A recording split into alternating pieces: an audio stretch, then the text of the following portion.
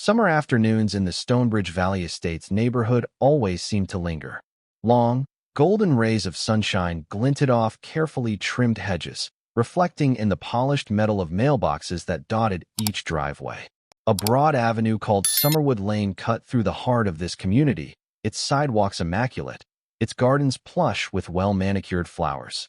Children played on chalk-drawn hopscotch squares, while older residents strolled with dogs on short leashes. It was a place that projected peace on the surface. But beneath that veneer, Stonebridge Valley Estates nursed a volatile tension. The community's homeowners association, while meant to uphold harmony, had grown increasingly rigid. Neighbors whispered about overzealous board members who enforced petty rules, like the exact shade of green acceptable for front doors or the precise placement of trash bins. People who once loved the sense of order found themselves feeling stifled. And at the center of this storm stood one particularly outspoken figure, an HOA board member widely nicknamed Karen. On a bright Tuesday afternoon, birds twittered in the sycamore trees, and two residents paused at the mailbox cluster near the main entrance. They exchanged conspiratorial glances, their voices hushed as they spoke of a rumor that Karen was up in arms about a certain resident's newly installed motorized door opener. Supposedly, she was complaining that it ruined the look of the neighborhood. The two parted ways, shaking their heads at the controversy yet to come. Stonebridge Valley Estates, for all its outward serenity, was about to witness one of the ugliest acts of hostility in its history, an act that would pit neighbor against neighbor, spark an unprecedented outcry, and force the HOA to grapple with its own moral compass. Her full name was Elaine Buckner, but few people used it. Neighbors privately referred to her as Karen, a nickname that stuck partly because of her penchant for self-righteous tirades and partly for her inclination to meddle in everyone else's affairs. She was in her mid-40s, though her manner radiated the air of someone older and more conservative in her outlook. Her short, precisely trimmed hair curled neatly above her ears. That hair never seemed out of place, not even on windy days, an outward reflection of her desire for absolute control. Karen had lived in Stonebridge Valley Estates for nearly a decade. Over time, she rose to an influential position on the HOA board. Officially titled the Community Standards Chair, she interpreted her role as that of gatekeeper, arbitrator, and watchful overseer of every single aesthetic detail. Whether a resident wanted to plant a new shrub, install a fence, or host a yard sale, Karen made sure she had her say. While some members of the board tried to balance courtesy with enforcement, Karen saw no reason to compromise. In her mind, the HOA rulebook was sacrosanct, and her job was to enforce it, even if that meant patrolling at odd hours or peeking over fences to check for unapproved paint colors. Needless to say, many found her approach heavy-handed. Yet, ironically, a sizable number of residents simply yielded to her demands, fearing her official violation citations. As long as no one challenged her, Karen's brand of authoritarian micromanagement thrived. She was not known for her compassion. Rumors circulated that she had once berated a teenager for mowing lawns without a community business permit and threatened to fine a neighbor who left a garden hose coiled by the driveway. Most who had faced her wrath described her interactions as tense, occasionally laced with condescension. Now, with a new neighbor who relied on a motorized wheelchair, it seemed only a matter of time before Karen turned her laser focus on his accessibility modifications. That new neighbor, Noah Jennings, had arrived in Stonebridge Valley Estates 6 months earlier. In his early 30s, Noah used a motorized wheelchair due to a spinal injury sustained in a car accident several years prior. Despite the daily challenges of limited mobility, Noah possessed an optimistic spirit and a knack for technology. Before moving into Stonebridge, he had tested door openers, ramps, and other devices that would allow him maximum independence. Stonebridge itself was meant to be fairly accessible, ramps at sidewalks, wide streets, well-lit intersections. Noah had chosen a single-story house with minimal steps and a flat driveway, well-suited for his needs. He spent the first few weeks after moving and making small adjustments, installing a smooth concrete ramp up to his front door, lowering the threshold inside, and adding an automatic door opener that he could activate from his wheelchair. It was that door opener that first caught Karen's attention. For Noah, the device symbolized independence. With the push of a button mounted on the chair's armrest, The front door would unlock and swing open just enough for him to maneuver inside. The mechanical arm, along with its discrete sensor, was affixed next to the door frame, partially visible from the sidewalk if one looked closely. Far from an eyesore, it was a subtle contraption, less obtrusive than many typical porch decorations. Nevertheless, some neighbors noticed Karen walking by Noah's home one day, pausing abruptly. She had tilted her head at the small motor box attached near the top of the door frame. Lips pressed into a tight line, she scribbled furiously in a small notebook.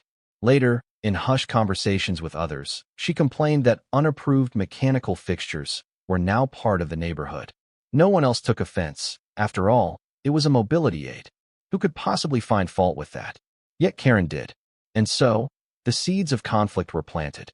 Noah, for his part, had no clue that he was on Karen's radar. He was thrilled simply to enter and exit his house with relative ease. He had waited long for such autonomy, and in Stonebridge Valley Estates, he believed he'd found a warm, welcoming place to thrive. Little did he know that behind the carefully clipped hedges, a storm of judgment brewed. The next time the HOA board met, a monthly gathering held in a modest community center, Karen arrived armed with a photo of Noah's door apparatus. She'd printed it on glossy paper and circled the device with a bright red marker, as though it were a crime scene. When the time came for new business, she brandished the photo to the other board members. "I'd like to address this contraption," she said, injecting a note of disdain into her voice. "It's an unauthorized exterior fixture. Our regulations clearly require official review for all additions, whether a garden statue or, in this case, a mechanical device." The board members exchanged uncertain looks. They knew of Noah's situation. They also knew that the Americans with Disabilities Act, ADA, guidelines trumped typical HOA aesthetic rules when it came to ensuring reasonable accessibility. In the back of the room, a few residents' onlookers frowned at Karen's complaint. Karen pressed on. "Now, I'm not heartless," she insisted, as though reading the disapproval in others' eyes. "But the architecture of Stonebridge Valley Estates was designed with uniformity in mind. This device disrupts the appearance of that front doorway. It's not even color-matched to the siding." One board member, a kind-hearted teacher named Caroline, raised her hand. "Let's remember that Noah uses a wheelchair," she said gently. "He needs an opener for independence. I think we can grant an exception, or at least come to a resolution that respects his needs." Karen sniffed, her lips curling at the edges. "I'd be willing to compromise if he'd simply submit the correct architectural request forms. Then we can determine if it's truly necessary." She said, "if it's truly necessary," with heavy skepticism, as though suspecting Noah's disability was an exaggeration. No official decision was made that night. The board, wary of a potential discrimination dispute, agreed to table Karen's complaint. Meanwhile, the rumor mill churned. Word spread that Karen was targeting Noah's door opener. Many longtime residents were appalled at the thought of meddling with a neighbor's disability accommodations. Others, though they disliked Karen's approach, hesitated to intervene, preferring to wait and see how the situation played out. The seeds of tension had sprouted into small, restless shoots. Shortly after Karen's presentation, a second HOA meeting was convened, this time a public forum that welcomed resident input. The community center filled with an unusually large crowd, including supporters of Noah, curious neighbors, and those who simply relished drama. Noah himself arrived, navigating his wheelchair across the polished linoleum floor with quiet dignity. Karen sat at a table near the front, flanked by the other HOA board members. She wore her typical press slacks and a pastel blouse, her hair pinned neatly. Her expression suggested a smug confidence that the rules were on her side. As people settled, the chairperson, Marcus Bennett, rapped a small gavel and called the meeting to order. "Thank you all for coming," Marcus began. "We'll focus on a few pressing topics, including community events, landscaping budgets, and an ongoing concern about authorized and unauthorized modifications to property exteriors." At that last item, the crowd visibly tensed. Everyone knew it referred to Noah's door opener. Caroline, the teacher who served as board secretary, offered to present the context. She explained that Stonebridge Valley Estates had certain guidelines, but also that federal laws protected individuals with disabilities from being denied necessary accommodations. Noah, looking calm but resolute, raised his hand. I'd like to address my door opener, if that's all right. Marcus nodded. Noah steered forward, speaking in a clear, steady voice. When I moved here, I asked the developer about accessibility. I was under the impression that installing an automatic door opener wouldn't be an issue.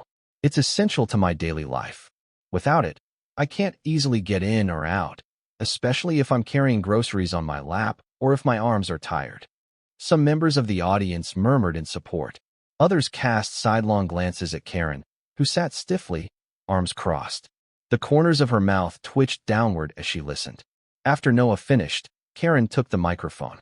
"No one wants to hinder your independence, Mr. Jennings," she said, her tone disingenuously sweet. "But the community has a right to maintain its architectural standards. We only ask that you follow our procedures. Did you submit the official forms?" "We never received them." Noah blinked, taken aback. "I wasn't told about specific forms by the HOA. I do remember emailing a general inquiry last month, but I never received a response. Anyway, my door opener is already installed. I got it done soon after I moved in." Karen feigned shock. "You see? He admits it was installed without prior approval. That sets a dangerous precedent. Next thing you know, people will add unsightly additions left and right." A surge of disapproval erupted from the audience. Someone yelled, "It's not the same as a lawn gnome, Karen. It's for his wheelchair." Another voice chimed, "You're heartless." Marcus tried to restore order, repeatedly tapping the gavel. After several more minutes of heated debate, the board decided to review the matter privately, promising a decision within 2 weeks. The crowd dispersed, some shaking their heads, others offering Noah words of support. Karen, however, left the meeting with a tight-lipped smirk, convinced that her obsession with rules would triumph. Days passed without an official decision.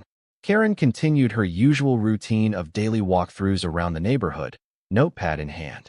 Yet she found a subtle shift in how neighbors treated her.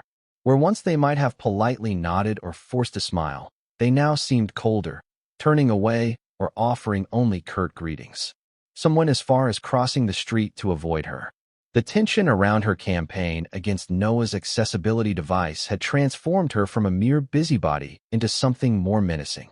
Meanwhile, Noah's life carried on. He worked as a freelance programmer, often logging hours at home. Afternoons saw him rolling down the driveway to check the mailbox or greet a visiting friend. He'd use the automatic opener to enter his house, the door swinging out gently at the press of a button. As always, the device worked reliably, granting him dignity and freedom. It never caused an eyesore or disturbed the peace, contrary to Karen's dire warnings. Many neighbors, empathizing with Noah, engaged in subtle acts of support. A woman named Dina from 3 houses over brought him a small basket of homemade cookies with a note. "Thank you for showing us what real resilience looks like." Another neighbor, Harold, volunteered to help Noah maintain his lawn, ensuring that Karen wouldn't latch onto any potential overgrown grass accusations. These small gestures formed a quiet resistance, undermining Karen's portrayal of Noah as a problematic resident. Yet Karen, keenly aware of the neighborhood's sympathies, grew more resentful by the day. She wrote email after email to the other board members, listing every small covenant violation she could find. House number 12 has unapproved shutters. House number 27 placed a flamingo statue out front, and so on. In each message, she peppered in references to that unauthorized door mechanism at number 44. Her aim seemed to be to bury the board in details, fueling a sense that Stonebridge Valley Estates was falling apart under lax oversight. But all the board members saw was a woman grasping at straws, her vendetta overshadowing common sense. With the HOA's formal decision still pending, Karen took it upon herself to conduct a more thorough inspection of Noah's property. Late one morning, under the guise of a brisk power walk, she approached Noah's front porch. The sun was strong, throwing harsh shadows across her face as she stooped to examine the small motor box mounted near the door frame. The device was compact, a rectangular module, discreetly painted to match the trim. Beneath the outer casing, wires connected to a sensor and motor. Karen pressed her ear against the unit, as though expecting to detect a hum. If any neighbors had spotted her, they might have found the scene comical. A middle-aged woman in immaculate workout clothes, brazenly snooping at someone's front door. Stepping back, Karen fiddled with the handle, discovering that the door was locked. Undeterred, she pulled out her phone and snapped close-up photos of every angle. She also noted the small ramp installed over the threshold, presumably a second violation. In her notebook, she scribbled a list of complaints, though it was unclear how a simple ramp could possibly violate any code. Still, she wrote them down. Part of her plan involved contacting a friend in city code enforcement, a minor official who sometimes dealt with building permits. That friend owed her a favor. Karen hoped he might interpret some obscure local bylaw to rule that a motorized door opener was an external fixture requiring a complicated permit.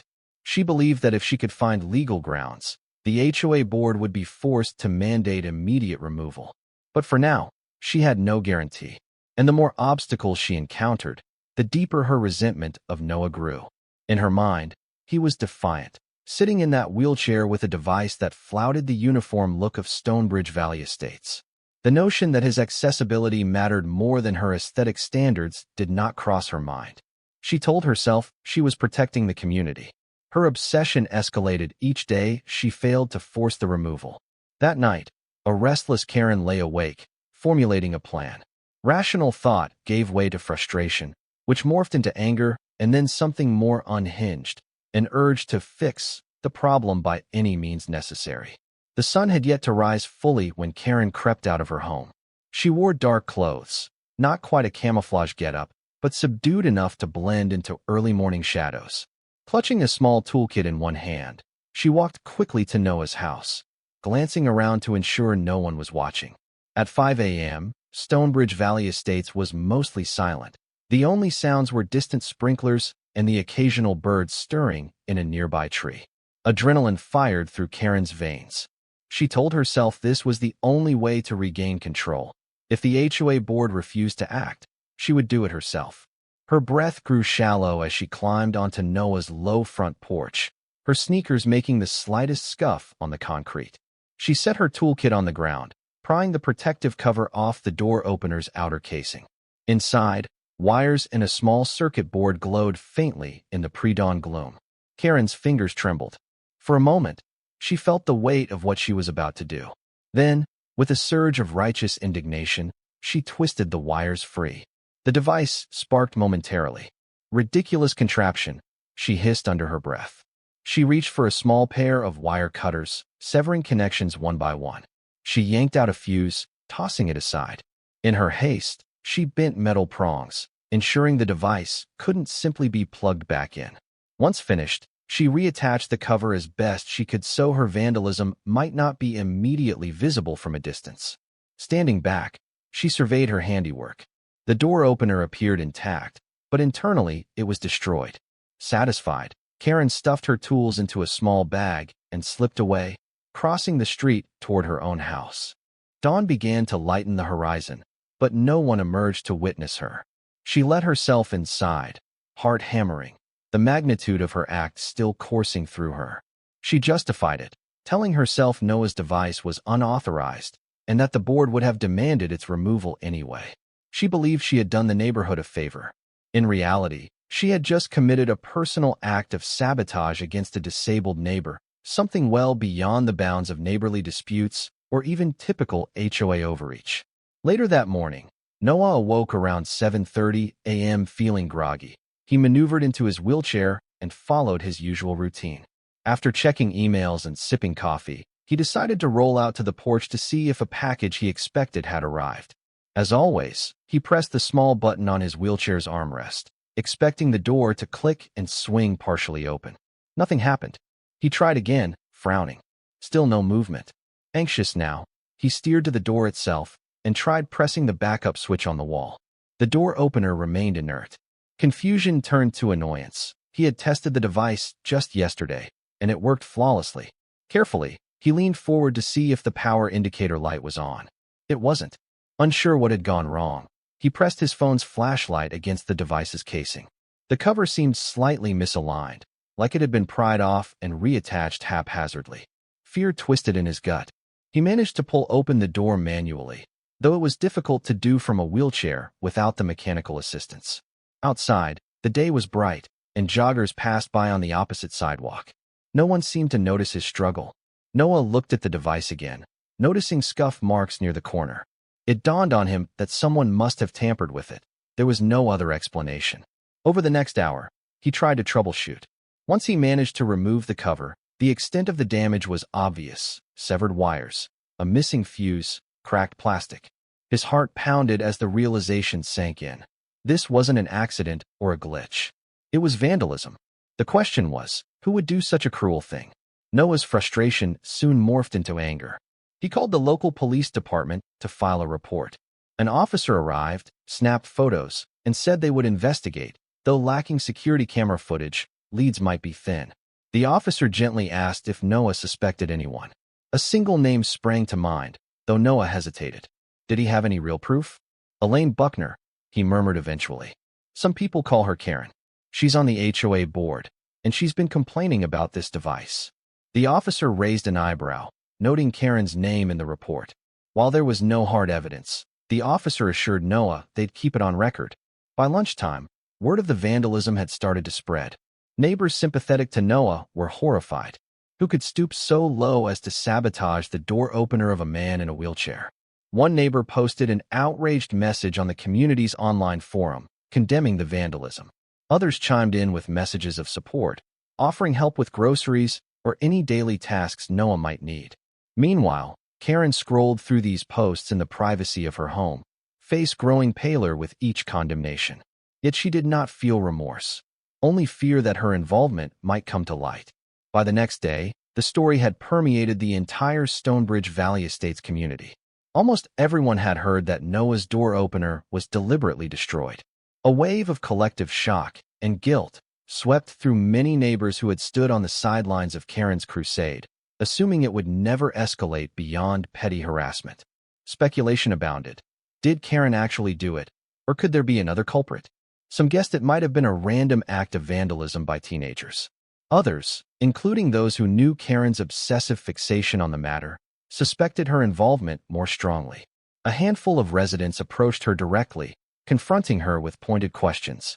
Karen, stony-faced, denied everything. "I'm sorry to hear about his door," she would say, feigning concern. But let's not jump to accusations without proof. Yet she could not stifle the sense of unease that clung to her. Each time she stepped outside, she felt eyes on her, judging.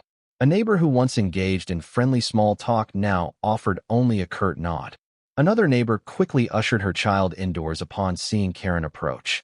The intangible aura of suspicion weighed heavily, eroding the confidence she once displayed while walking the sidewalks with her notepad.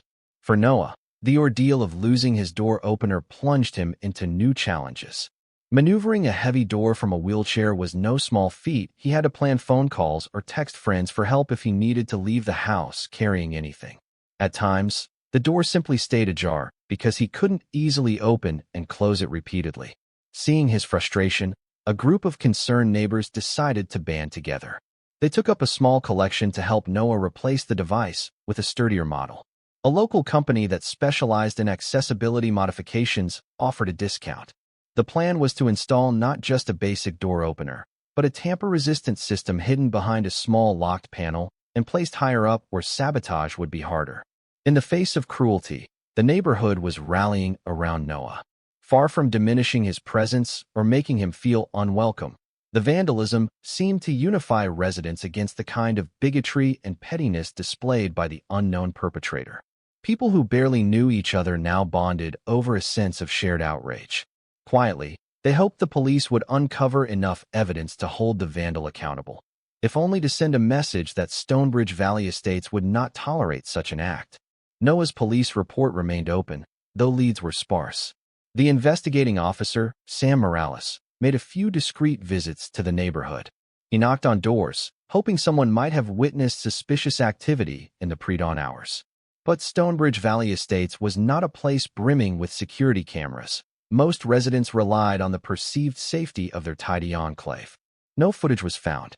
Still, some neighbors began to speak up, sharing anecdotes about Karen's open hostility toward Noah's device. One man recalled seeing Karen loitering near Noah's house on multiple occasions. Another resident said they spotted her power walking past at unusual hours, though they couldn't recall if it was specifically near dawn. Officer Morales meticulously took statements, building a circumstantial picture. However, the evidence remained purely anecdotal, enough to strengthen suspicion but not enough to file charges. Frustrated, Noah turned to the HOA for help. He wrote a formal request asking them to publicly denounce the vandalism and expedite any architectural approvals needed to replace his device. He also asked the HOA to cover some of the cost, given that the sabotage was so clearly linked to HOA disputes. In an open letter posted on the neighborhood's forum, he emphasized that he was not out to cause trouble. He simply wanted to live independently and safely in his own home. The response from residents was overwhelmingly supportive. People commented with words of encouragement and condemnation of whoever had sabotaged the opener. Karen, reading these posts, burned with resentment. The more the community rallied around Noah, the more isolated she felt. She sent a frantic email to the other HOA board members, urging them not to reimburse Noah. She framed it as protecting our budget, but that only inflamed tensions further. Board members, seeing the massive wave of sympathy for Noah, recognized that ignoring his plea would spark outrage. A special session of the board was soon scheduled to discuss Noah's request and whether to offer official assistance in installing a new door opening system. The meeting promised to be a pivotal moment for Stonebridge Valley Estates, a clash between the compassionate majority and the iron rule of Karen. When the Homeowners Association gathered for the special session, the community center overflowed. An air of tense anticipation hung in the room, punctuated by whispers and the occasional click of a phone camera. Noah sat at the front in his wheelchair, flanked by supportive neighbors. Karen, on the opposite side of the table, kept her gaze lowered, her expression unreadable. Marcus Bennett, the HOA chairperson, called the meeting to order. After dispensing with minor announcements, he cleared his throat. We're here to address two main issues. First, the vandalism of Mr. Noah Jennings's door opener, and second, the formal request to fund or subsidize a replacement system. We recognize that while we don't know the identity of the vandal, this act has shaken our community's sense of security and fairness. He gestured for Noah to speak. Calmly, though visibly tired, Noah described the difficulties he'd faced without a working door opener. He made no direct accusations, but noted that his troubles stemmed from the same arguments originally raised by the HOA board, particularly from one board member who insisted the device was unauthorized. The crowd shifted uncomfortably. Karen stiffened but said nothing. Caroline, the teacher board member who had often advocated for patience and empathy, spoke next. I believe we need to approve an immediate exception for Noah's device, no question asked. This community stands to uphold the rights of all residents, including those with disabilities. Furthermore, I suggest a vote on whether the HOA should financially assist in replacing the device, given that it was targeted specifically because of our debates. A wave of nods rippled through the crowd. Someone began clapping. Marcus allowed the applause but soon tapped his gavel lightly. He turned to Karen, who had previously demanded that Noah follow strict procedures. Elaine. Karen, would you like to respond? Karen slowly rose. Her voice quavered with a mix of defiance and trepidation. I have nothing but sympathy for Mr. Jennings's situation, she began, trying to sound conciliatory. But it's not the HOA's responsibility to fund every homeowner's modifications. We have limited resources, and it sets a dangerous precedent.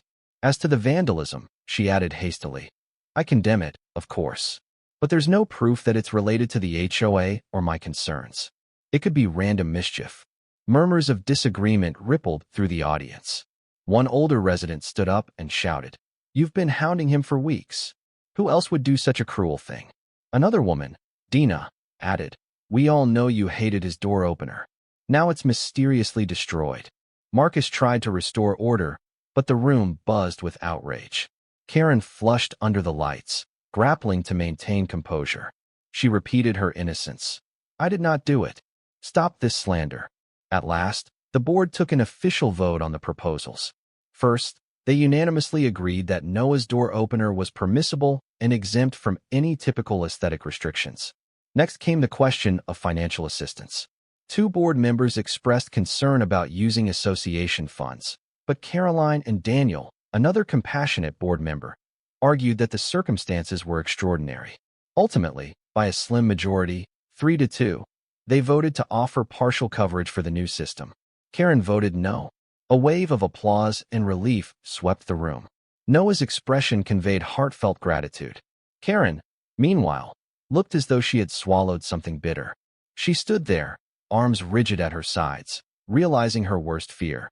The HOA had publicly backed the very modification she'd fought so doggedly to remove.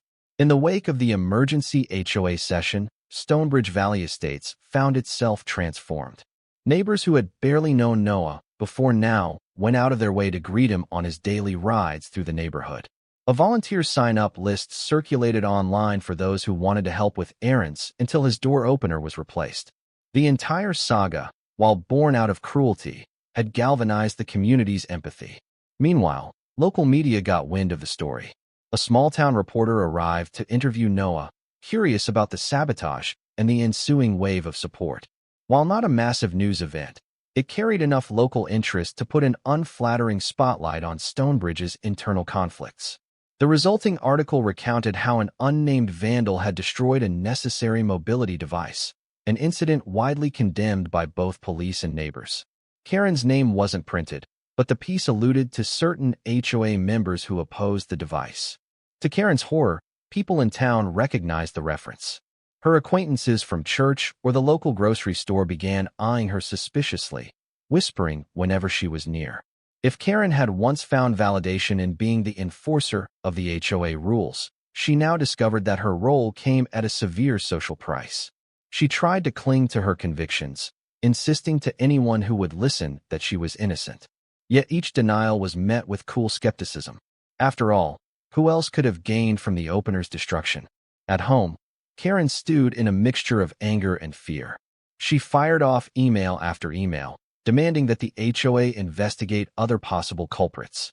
She threatened to file a defamation suit against any neighbor who publicly accused her without evidence.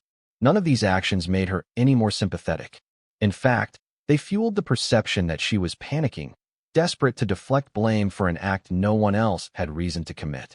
Amid this atmosphere of suspicion and renewal, the plan for Noah's new door system moved forward. The local accessibility company, bolstered by donations from caring neighbors, ordered a heavier-duty automatic opener, a model designed for robust tamper resistance. The motor would be installed higher on the door frame, with a locked steel box protecting the controls. A coded remote would allow Noah to operate it. Not only would this replacement restore his independence, but it would also be far more secure than the old setup.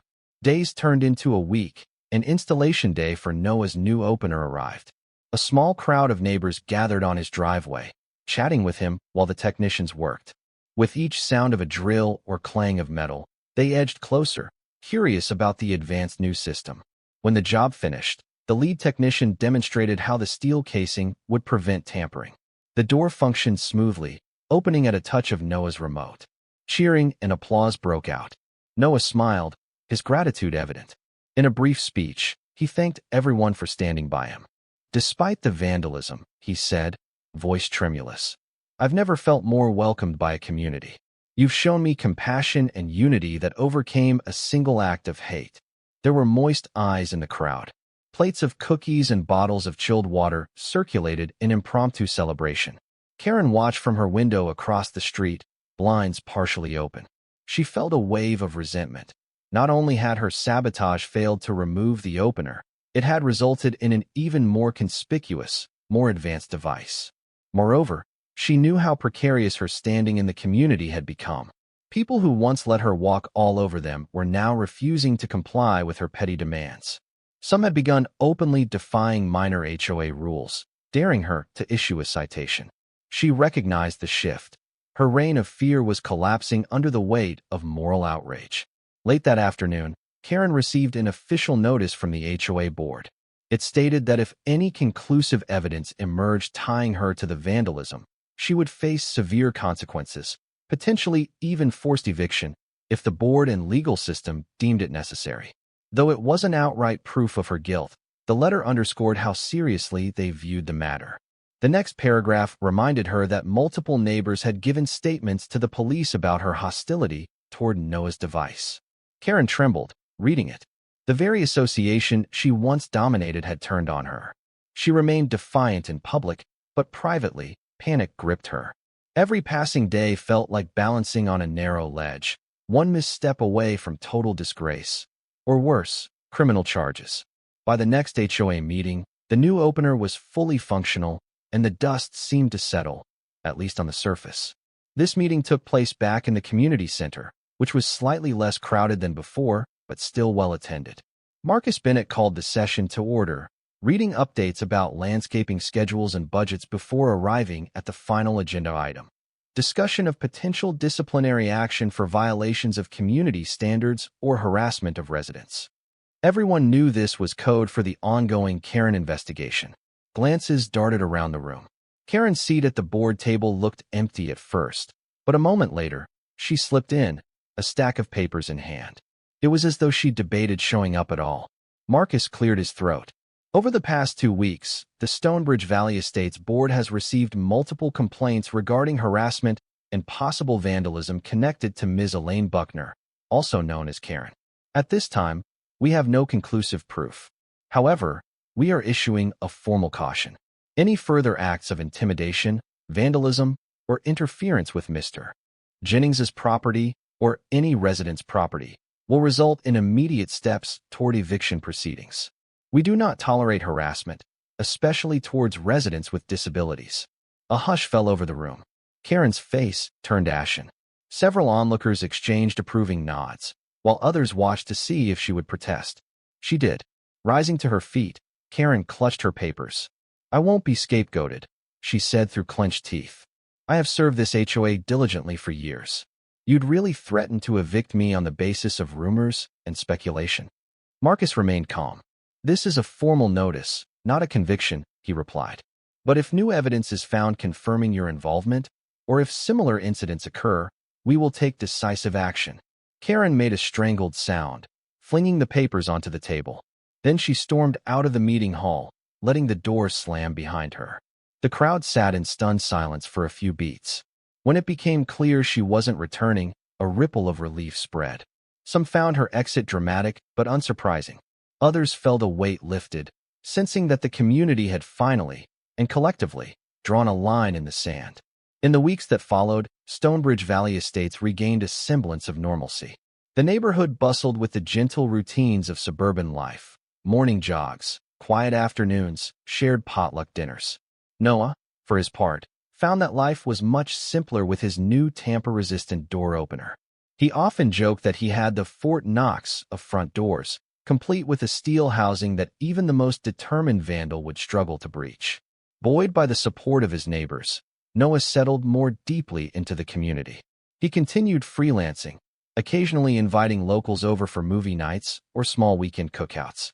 The ramp and the mechanical arm on his door became an accepted part of the street's visual tapestry, no longer an object of controversy, but rather a symbol of resilience and solidarity. Karen, meanwhile, carried on living in Stonebridge, albeit in social exile. Her credibility within the HOA was shattered. She resigned from her position as Community Standards Chair under quiet pressure. Some rumored she stepped down to avoid a formal vote removing her from the post. She found that few neighbors engaged her in conversation anymore, and those who did kept interactions brief. Rumors persisted that the police investigation into the vandalism remained open, though no new evidence surfaced. Karen was left to grapple with her isolation. At block parties, she appeared briefly, only to slip away when no one would chat with her for more than a polite minute. Ironically, by trying to tear down Noah's device and hamper his independence, Karen had spurred the community to create an even stronger solution, one that better protected Noah's mobility and, symbolically, the neighborhood's inclusiveness. The sabotage had also awakened Stonebridge Valley Estates to the dangers of letting one person's prejudice go unchecked. Despite the ugliness of the incident, a renewed spirit of cooperation and empathy emerged. People who had once minded their own business learned the power of standing up for neighbors in need. The newly minted door opener, shining behind its locked enclosure, served as a testament to that lesson. Hate and bigotry might strike once, but a united community could, and would, come back stronger. In time, the sabotage story might become a cautionary tale told by longtime residents. They'd warn newcomers about the old days when Stonebridge had nearly been fractured by a single woman's fixation on rules. But mostly they'd emphasize how the ordeal ended, with neighbors rallying to do what was right, ensuring that every resident, wheelchair user or otherwise, had a place they could enter freely, safely, and with dignity.